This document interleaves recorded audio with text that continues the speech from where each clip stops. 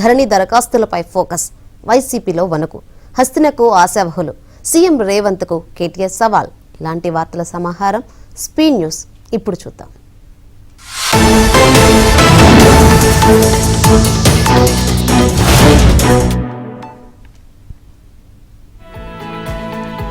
TDP నేత మాజీ మంత్రి పత్తిపాటి పుల్లారావు కుమారుడు శరత్ను పోలీసులు అరెస్ట్ చేశారు. AP directorate of revenue intelligence అధికారులు ఫిర్యాదుతో అరెస్ట్ అయ్యారు. విజయవాడలోని మాచవరం పిఎస్లో శరత్పై కేసు నమోదైంది. నిధులు మళ్లించి పన్ను ఎగవేశారనే ఆరోపణలపై కేసు నమోదు చేశారు. శరత్తో పాటు మొత్తం 7గురిపై పోలీసులు పలు సెక్షన్ల కింద కేసు నమోదు చేశారు. ఎఫ్ఐఆర్లో పుల్లారావు భార్య, బావుమరిదితో పాటు మరో 5గురి పేర్లున్నాయి. ఎవిక్సా కార్పొరేషన్ ప్రైవేట్ లిమిటెడ్ వ్యవహారంలో పన్ను ఎగవేశారని ఎఫ్ఐఆర్లో నమోదు చేశారు. తన కొడుకు శరత్ను పోలీసులు తీసుకువెళ్లి 14 గంటలవుతుందని, ప్రాణహాని ఉందనే భయం వేస్తుందని పత్తిపాటి పుల్లారావు కన్నీరు పెట్టారు. ఎలెక్సా కంపెనీలో శరత్ పాత్ర లేకున్నా మొదటి ముద్దాయిగా పెట్టారని మండిపడ్డారు. తనకు చంద్రబాబు చిలకలూరుపేట టికెట్ కేటాయించిన కొన్ని గంటల్లోనే శరత్పై ఎఫ్ఐఆర్ నమోదు చేశారన్నారు. డిఆర్ఐ విభాగం జగన్ రెడ్డి చెప్పు చేతుల్లో నడుస్తుందని విమర్శించారు.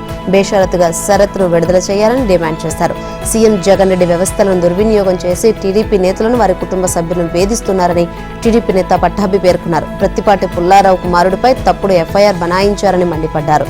శరత్కు ప్రాణహాని ఉందని పట్టాభి ఆందోళన వ్యక్తం చేశారు. మాజీ మంత్రి ప్రత్తిపాటి పుల్లారావు కుమారుడు శరత్ అక్రమ అరెస్టును టీడీపీ అధినేత చంద్రబాబు ఖండించారు. ముమ్మాటికి ప్రభుత్వ కక్ష సాధింపు చర్య అని ధ్వజమెత్తారు. ఎన్నికల వేళ జగన్ కక్ష సాధింపు రాజకీయాలు మరింత తీవ్రమయ్యాయని మండిపడ్డారు. శరత్ను వెంటనే విడుదల చేయాలని డిమాండ్ చేశారు. AP state director of revenue intelligence ద్వారా అక్రమ కేసులు పెట్టి టీడీపీ నేతలను టార్గెట్ చేస్తున్నారని చంద్రబాబు ఆరోపించారు. ఏపీఎస్ఆర్డీఐ అసలు ఎందుకు ఏర్పడిందని ఆయన ప్రశ్నించారు. దీని లక్ష్యమేంటి అని నిలదీశారు. 3 ఏళ్లుగా వాళ్లు పెట్టిన కేసులన్నీ ఎవరిపై పెట్టారో ప్రభుత్వం బయటపెట్టగలదా అని నిలదీశారు.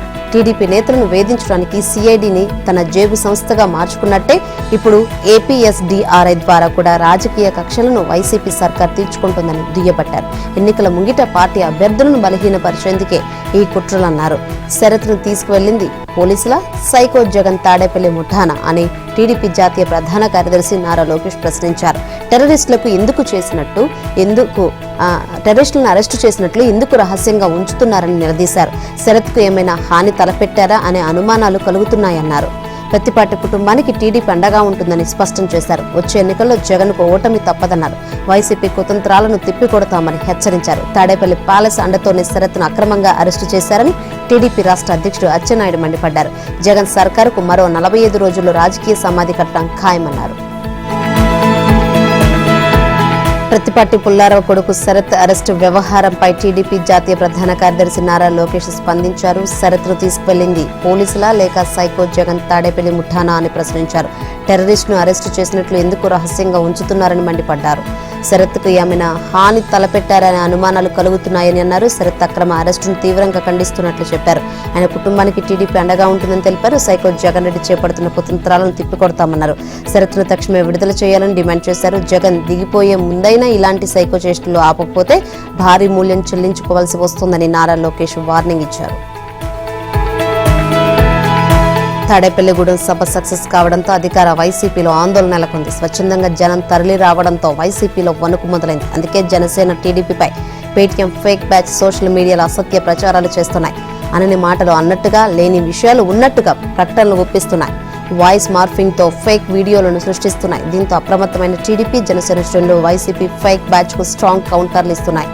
తాడేపల్లిగూడెం సభకు విపరీతమైన ప్రచారం రావడంతో సోషల్ మీడియాలో పవన్, చంద్రబాబు ప్రసంగాలు వైరల్ అయ్యాయి. ఈ ప్రచారానికి అడ్డుకట్ట వేసేందుకు వైసీపీ ఫేక్ బ్యాచ్ రంగంలోకి దిగింది. ఆలోచన వచ్చిందే తడువుగా ఫేక్ ప్రచారానికి తెగబడింది.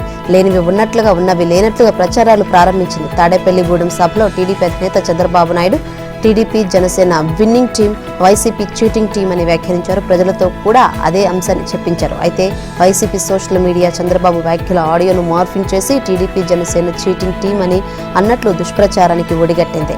వైసీపీ దుష్ప్రచారంపై వెంటనే అప్రమత్తమైన టీడీపీ సోషల్ మీడియా ఇలాంటి ఫేక్ ప్రచారాలను చేయవద్దని స్పష్టం చేసింది. జనసేన అధినేత పవన్ కళ్యాణ్ పై కూడా వైసీపీ ఫేక్ గ్యాంగ్ రెచ్చిపోయింది. పవన్ కళ్యాణ్ అనని మాటలు అన్నట్లుగా పత్రికా ప్రకటన రూపంలో ఫేక్ లెటర్ ను విడుదల చేసింది. అందులో 24 సీట్లతో ఏకీభవించండి లేదా వైసీపీకి వెళ్లండి, జనసేనకు మెజారిటీ లేదంటూ ఒక పత్రికా ప్రకటనను సోషల్ మీడియాలో ప్రచారం చేసింది. తాడేపల్లి ప్యాలెస్ లో ఓటమి భయం మొదలైందని, అందుకే ఇటువంటి ఫేక్ ప్రచారం చేస్తున్నారని జనసేన నేతలు మండిపడుతున్నారు. అధికార పార్టీలో ఆందోళన మొదలైంది. ఎన్నికలు సమీపిస్తున్న సమయంలో అభ్యర్థుల మార్పు అంశాలు బయటకు రావడంతో సిట్టింగుల్లో కలవరం నెలకొంది. ఎవరి టికెట్ ఊడుతుందో, ఎవరి టికెట్ ఉంటుందోనన్న ఆందోళన నెలకొంది. ఇంతవరకు 85 మంది అభ్యర్థుల జాబితాను వైసీపీ విడుదల చేసింది. జాబితాను పరిశీలిస్తే ఆసక్తికరమైన అంశాలు బయటపడుతున్నాయి. గుంటూరు ఎంపీ అభ్యర్థిగా ఆ పార్టీ సీనియర్ నేత ఉమ్మారెడ్డి వెంకటేశ్వర్లు కుమారుడు ఉమ్మారెడ్డి వెంకటరమణను తొలుత ఎంపిక చేశారు. ఆయన నియోజకవర్గంలో అడుగు పెట్టకముందే 8వ జాబితాలో ఆయన పేరు తొలగించారు. 2019 ఎన్నికలలో వైసీపీ గాలి వీచినప్పటికీ గెలుచుకోలేని గుంటూరు లోక్సభ స్థానం నుంచి పోటీ చేయడంపై ఉమ్మారెడ్డి వెంకటేశ్వర్లు ఆసక్తి చూపించలేదని చెబుతున్నారు.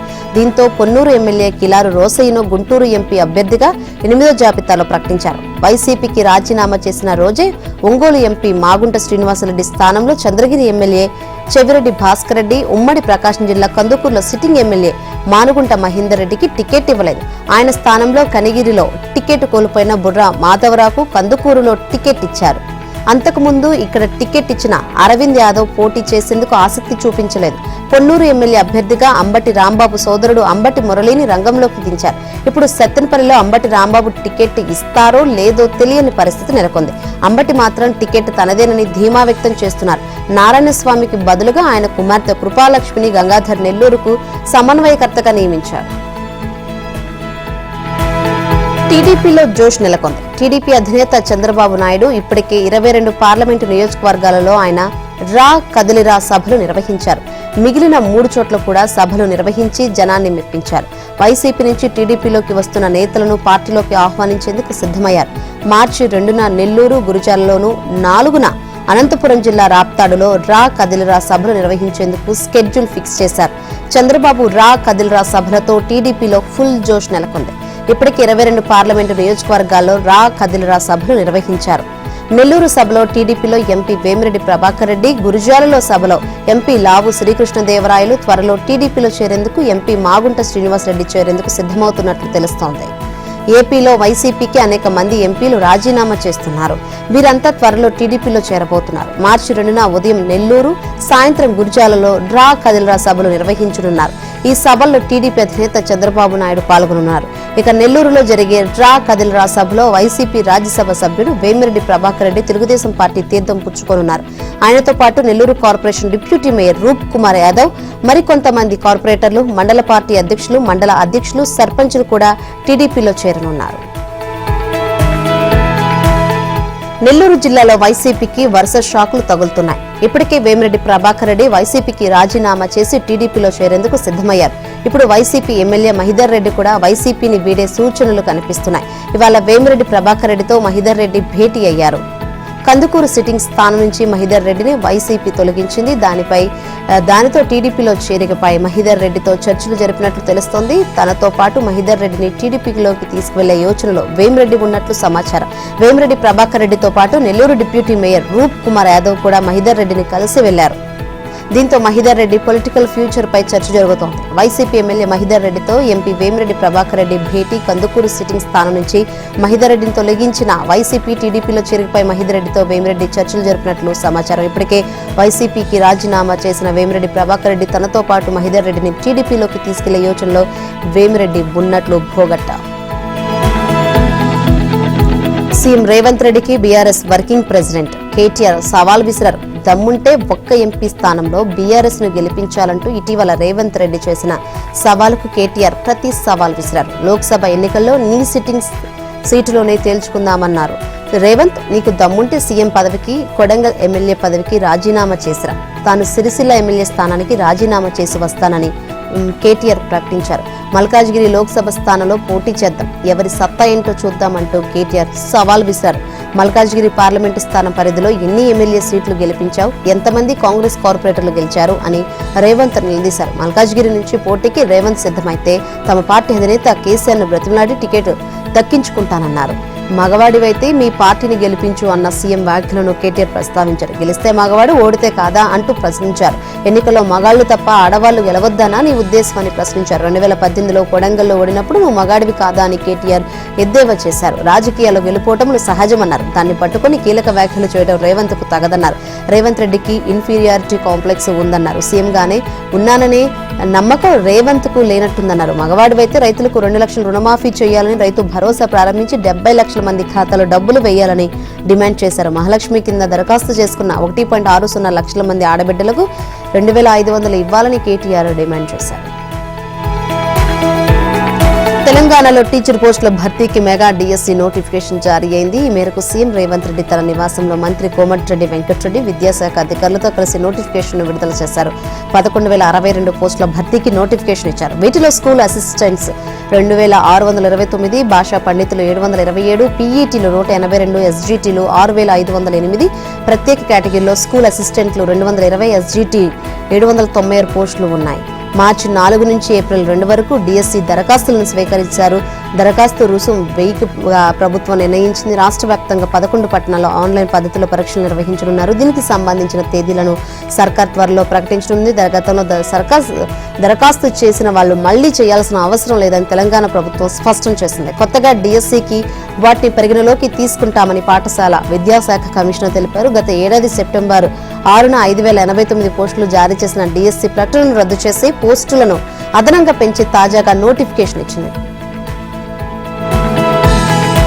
ధరణి పోర్టల్ బాధితులకు తెలంగాణ కాంగ్రెస్ ప్రభుత్వం శుభవార్త చెప్పింది. తెలంగాణలో పేరుకుపోయిన ధరణి దరఖాస్తుల పరిష్కారానికి రేవంత్ సర్కార్ అడుగులు వేస్తోంది.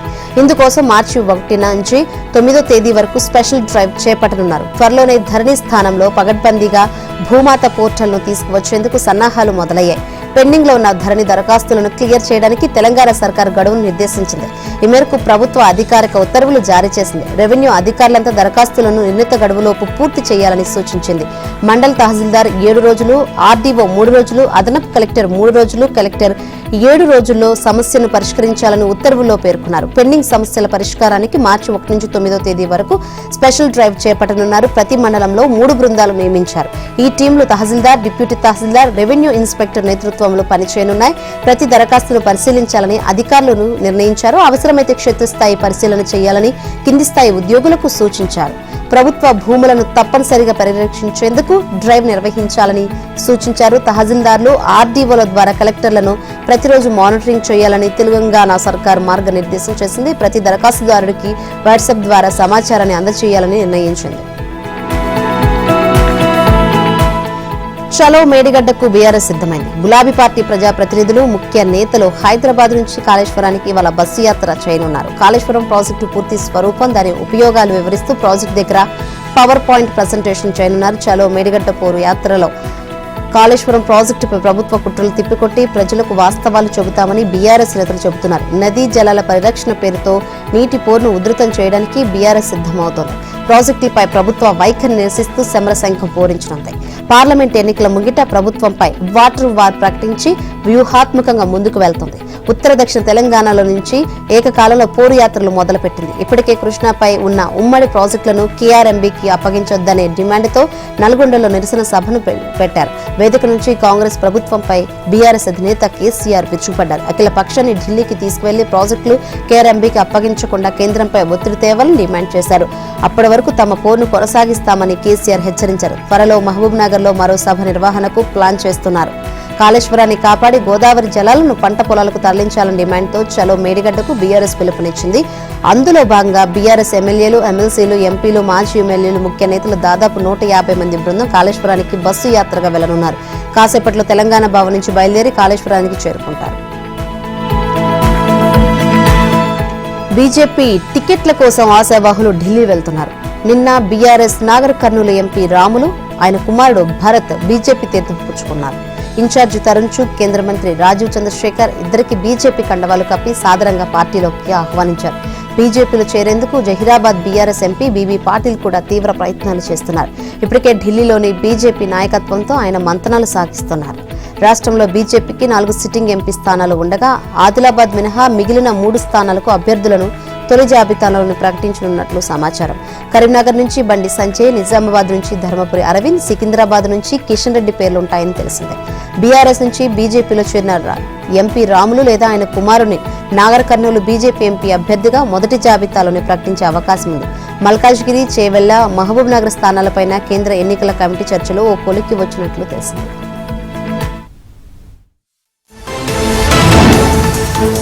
స్థానాలతో పాటు మరో 9 ప్రకటించే అవకాశం ఉంది. తెలంగాణలో 3 సిట్టింగ్ ఎంపీ స్థానాలతో పాటు మరో 4 స్థానాలను ప్రకటించే అవకాశం ఉంది. నిజామాబాద్ నుంచి ధర్మపురి అరవింద్, కరీంనగర్ నుంచి బండి సంజయ్, సికింద్రాబాద్ నుంచి కిషన్ రెడ్డి గ్రీన్ సిగ్నల్ లభించినట్లు తెలుస్తోంది. మల్కాజ్గిరి స్థానానికి ఈటెల రాజేందర్కు కేటాయించినట్లు ప్రచారం ఊపందుకుంది. చేవెళ్ల నుంచి కొండా విశ్వేశ్వరరెడ్డి, భువనగిరి నుంచి బూర నరసయ్యగౌడ్, నాగర్ కర్నూలు నుంచి ఎంపీ రాములు పేర్లను కమల్నాథులు పరిశీలిస్తున్నారు. మెదక్ ఎంపీ స్థానాన్ని రఘునందన్ రావు ఆశిస్తున్నారు. మొదటి జాబితాలో తమ పేర్లు వచ్చేలా బీజేపీ కీలక నేతలు పావులు కదుపుతున్నారు. యూపీ, ఛత్తీస్గఢ్, కేరళ, బెంగాల్, రాజస్థాన్, మధ్యప్రదేశ్ ఎన్నికల స్కెడ్యూల్ కు ముందే అభ్యర్థుల ప్రకటన వెలువడే అవకాశం ఉంది. జనసేన అధ్యక్షుడు పవన్ కళ్యాణ్ కీలక వ్యాఖ్యలు చేశారు. తన నిర్ణయాన్ని ప్రశ్నించే వాళ్లు తన వాళ్లు కాదన్నారు. మద్దతుదారుల పేరుతో తన నిర్ణయాన్ని ప్రశ్నించే వాళ్లు తన వాళ్లు కాదన్నారు. తనకు అలాంటి వారి సలహాలు, సూచనలు అవసరం లేదు అని పవన్ కళ్యాణ్ స్పష్టం చేశారు. జన సైనికులు సిద్ధంగా ఉన్నా, ప్రజలు మన వైపు ఉన్నా ప్రతి ఒక్కరిని ఓటుకు తెచ్చే నాయకత్వం జనసేనకు సిద్ధంగా ఉందా? ఆలోచించండి. అన్ని అర్థం చేసుకుని 24 అసెంబ్లీ, 3 లోక్సభ స్థానాలతో పొత్తు పెట్టుకున్నామని కార్యకర్తలకు చెప్పారు. అధికారం తమ ఫ్యాక్షన్ కోటల్లోనే ఉండాలనే ఆధిపత్యపు ధోరణి వైసీపీదని ధ్వజమెత్తారు. సామాన్యుడు రాజకీయం చేసి తట్టుకోలేరని ఆక్షేపించారు. వ్యూహాలు, పొత్తులు పెట్టుకుంటే భరించలేరని ధ్వజమెత్తారు. అందుకే టీడీపీతో పొత్తుపై రకరకాల కథలు చెబుతున్నారని మండిపడ్డారు. 2024 ఎన్నికలకు మహాయుద్ధం ప్రకటిస్తున్న వైసీపీ కోటల్ని బద్దలు కొడదాం. జనసేన టీడీపీ పొత్తు గెలవాలి, జగన్ పోవాలి, వైసీపీ నేలమట్టం కావాలి, మోదీ మరోసారి ప్రధాని కావాలి అని పవన్ ఆకాంక్షించారు. మే 1 నుంచి అన్ని రైళ్ల సర్వీసుల్ని నిలిపివేస్తామని రైల్వే సంఘాలు హెచ్చరించాయి. నూతన పెన్షన్ విధానాన్ని రద్దు చేసి దాని స్థానంలో పాత పింఛను విధానాన్ని పునరుద్ధరించాలని పలు రైల్వే ఉద్యోగ కార్మిక సంఘాలు డిమాండ్ చేస్తున్నాయి. తమ డిమాండ్ను నెరవేర్చకపోతే మే 1 నుంచి దేశవ్యాప్తంగా అన్ని రైళ్ల సర్వీసులు నిలిపివేస్తామని కేంద్రానికి హెచ్చరించాయి. పాత పింఛను పథకాన్ని పునరుద్ధరించాలన్న తమ డిమాండ్ను ప్రభుత్వం పట్టించుకోవడం లేదని joint forum for restoration of old pension scheme మండిపడ్డారు. అందువల్ల ప్రత్యక్ష కార్యాచరణకు దిగడం తప్ప వేరే ప్రత్యామ్నాయం లేదని joint forum for restoration of old pension scheme convener Shivagopal Mishra తెలిపారు. పలు రైల్వే సంఘాలకు చెందిన ఉద్యోగులు, కార్మికులు ఏకతాటిపైకి వచ్చి జేఎఫ్ఆర్ఓపీఎస్ సంయుక్త వేదికగా ఏర్పడ్డాయి. ఈ వేదిక తరపున వివిధ సంఘాలకు చెందిన ప్రతినిధుల బృందం మార్చి 19న కేంద్ర రైల్వే మంత్రిత్వ శాఖను కలిసి సమ్మె అంశంపై అధికారికంగా నోటీసు ఇవ్వాలని నిర్ణయించాయి. ఇతర ప్రభుత్వ సంఘాలు సైతం తమ పోరాటంలో భాగమవుతాయని రైల్వే ఉద్యోగులు తెలిపారు. కొత్త పింఛను విధానం ఉద్యోగుల సంక్షేమ ప్రయోజనాలకు అనుగుణంగా లేదన్నారు. తెలంగాణలో ఆసక్తికరమైన పరిణామాలు చోటు చేసుకుంటున్నాయి. సీనియర్ నేతలకు ఎన్నికల పర్యవేక్షణ బాధ్యతలు కాంగ్రెస్ అప్పగిస్తోంది. లోక్సభ ఎన్నికల్లో విజయమే లక్ష్యంగా కాంగ్రెస్ కసరత్తు చేస్తుంది. ఒక్కో స్థానానికి 3 పేర్లతో జాబితాను తయారు చేయాలని కింది స్థాయి కోర్టుకు నిర్ణయించింది.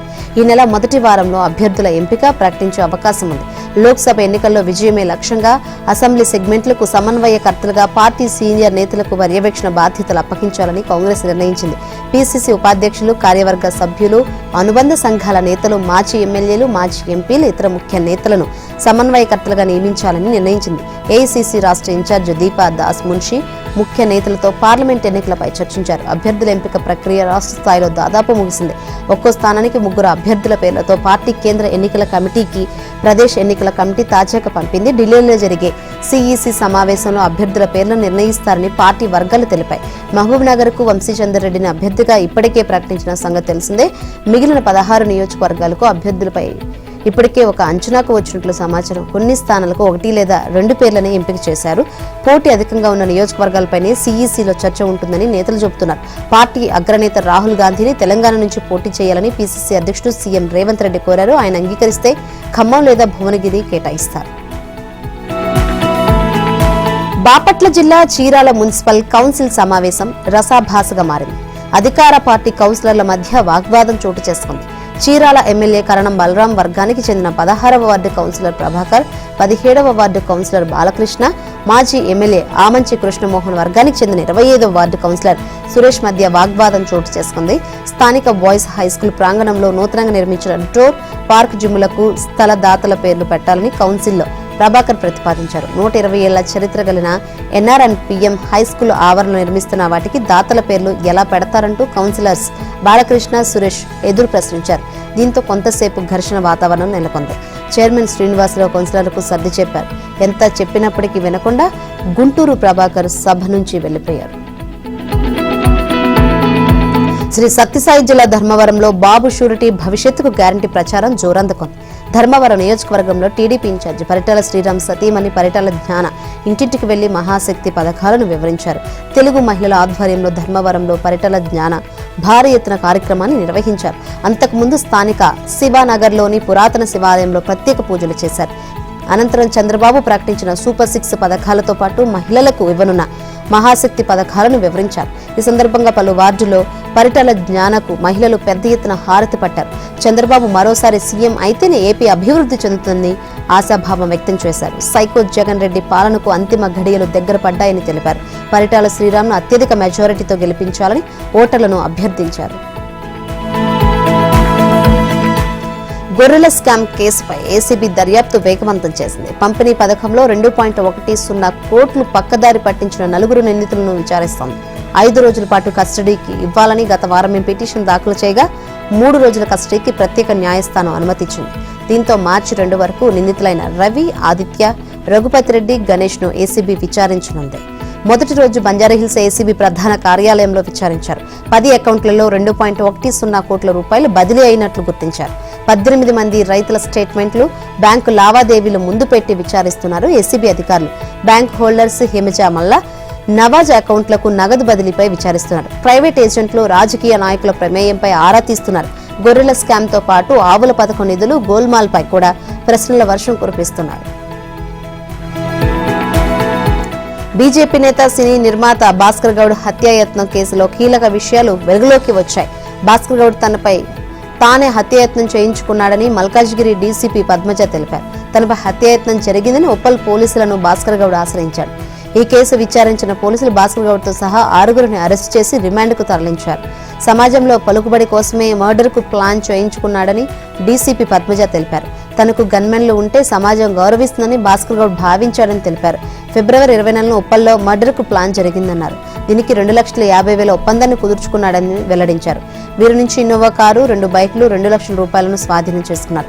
ఈ కేసుకు సంబంధించి మరో 2 పరారీలో ఉన్నారని తెలిపారు. ఆదిలాబాద్ జిల్లాలో భారీగా గంజాయి పట్టుబడింది. స్కూటీపై గంజాయిని తరలిస్తున్న ఓ మహిళను పోలీసులు అరెస్ట్ చేశారు. విచారణలో పోలీసులే విస్తుపోయే విషయాలు వెలుగులోకి వచ్చాయి. గంజాయిని స్మగ్లింగ్ జరుగుతుందన్న సమాచారంతో గుడిహత్నూర్ వద్ద పోలీసులు తనిఖీలు చేపట్టారు. పోలీసు తనిఖీలో మన్కాపూర్ వద్ద స్కూటీపై వెళ్తున్న మోహిని ఠాకూర్ అనే మహిళ పట్టుబడింది. ఆమె నుంచి 28 కిలోల గంజాయిని స్వాధీనం చేసుకుని ఆమెను పోలీస్ స్టేషన్కు తరలించారు. కొన్నేళ్లుగా ఒడిశాలోని మల్కన్గిరి నుంచి మహారాష్ట్రలోని వాసింకు గంజాయి రవాణా చేస్తున్నట్లు గుర్తించారు. పోలీసులు కళ్లుగప్పి 600 కిలోమీటర్లు స్కూటీపై స్మగ్లింగ్ చేస్తున్నట్లు తేలింది. ఇంటర్ పరీక్షలు విద్యార్థులకే కాదు పోలీసులకు పరీక్షగా మారింది. పరీక్షా పత్రాలను ఏకంగా హెలికాప్టర్లో పంపించారు. పోలీస్ పహారాలో తుపాకుల నీడలో పరీక్షా పత్రాలు ఛత్తీస్గఢ్ జేగురుకొండకు చేరాయి. ఛత్తీస్గఢ్లో తీవ్ర మావోయిస్టు ప్రాబల్య ప్రాంతమైన సుక్మా జిల్లా జేగురుకొండలో 10th ఇంటర్ విద్యార్థుల పరీక్షలు రాయనున్న 36 మంది విద్యార్థుల కోసం అక్కడ ప్రభుత్వం ప్రశ్న పత్రాలను హెలికాప్టర్ ద్వారా పంపించారు. సుక్మా జిల్లా కేంద్రం నుంచి జేగురుకొండ గ్రామం 94 కిలోమీటర్లు ఉంటుంది. అది అత్యంత మావోయిస్టు ప్రాంతం కావడంతో ప్రశ్న పత్రాలను ఛత్తీస్గఢ్ ప్రభుత్వం హెలికాప్టర్ ద్వారా పంపించారు. గతంలో ఇక్కడ విద్యార్థులు పరీక్షలు రాసేందుకు జిల్లా కేంద్రాల్లో నెల రోజుల తరబడి ఉండి పరీక్షలు రాసేవారు. విద్యార్థుల పరిస్థితిని గమనించిన ప్రభుత్వం పరీక్షా కేంద్రాలను వారి స్వగ్రామమైన జేగురుకొండలో ఏర్పాటు చేసి హెలికాప్టర్ ద్వారా ప్రశ్న పత్రాలను పంపించడంతో అక్కడ విద్యార్థులతో పాటు తల్లిదండ్రులు ఆనందం వ్యక్తం చేస్తున్నారు. నిత్యము భక్తుల రద్దీతో కిటకిటలాడే తిరుమల కొండపై ఇప్పుడు ఆ పరిస్థితి కనిపించడం లేదు. కొద్ది వారాలుగా తిరుమల కొండపై భక్తుల రద్దీ బాగా తగ్గుముఖం పట్టింది. దీంతో తిరుమలకు వచ్చే భక్తులకు కనులారా శ్రీవారి దర్శన భాగ్యం లభిస్తోంది. శ్రీవారి దర్శనార్థం ఇచ్చేసే భక్తులతో సందడిగా ఉండే తిరుమలలో ప్రస్తుతం భక్తుల తాకిడి తగ్గింది. సర్వ దివ్య దర్శనాలకు గంట నుంచి 22 గంటలు పడుతుంది. ప్రత్యేక ప్రవేశ దర్శనానికి డైరెక్ట్ క్యూ లైన్ కొనసాగుతుంది. సాధారణ రోజుల్లో స్వామివారి దర్శనార్థం నిత్యం 70,000 నుంచి 80,000 మంది భక్తులు తిరుమలకు చేరుకుంటారు. కానీ కొద్ది రోజులుగా ఆ సంఖ్య సగటున 60,000కు లోపే ఉంటుంది. మరోవైపు వైకుంఠనాథుడి ఆలయ పరిసరాలతో పాటు లడ్డూ కౌంటర్లు, అన్నదాన సముదాయం వద్ద భక్తుల సందడి కరువైంది. గదులు కేటాయించే 3 కేంద్రాల వద్ద కూడా భక్తులు లేక సందడి తగ్గింది. దీంతో వచ్చే భక్తులు వెంటనే గదులను పొందుతున్నారు. అలాగే కళ్యాణ కట్టల వద్ద కూడా ఇదే పరిస్థితి నెలకొంది. కేవలం అరగంటలోనే భక్తులు తలనీలాలు సమర్పించుకుంటున్నారు. మరికొద్ది రోజుల్లో 10వ తరగతి ఇంటర్ పరీక్షలు ప్రారంభం కానుండడంతో ఇంకొన్ని వారాల సమయం పాటు తిరుమలలో భక్తుల రద్దీ తక్కువగా ఉండే అవకాశం ఉంది. పచ్చ బంగారం పండిస్తున్న రైతులు సంబరపడుతున్నారు. రికార్డు స్థాయిలో ధర పలకడంతో అన్నదాతల ఆనందం తాండవం చేస్తున్నారు. నిజామాబాద్ మార్కెట్లో పసుపు ధర రికార్డు సృష్టించింది. నిజామాబాద్ లో క్వింటా పసుపు 15,000 నుంచి 25,000 వరకు పలుకుతుంది. 2011లో 16,166 రూపాయలు పలికిన క్వింటా పసుపు నేడు 20,000 పైబడి పలకడంతో తమ పంట పండిందని రైతు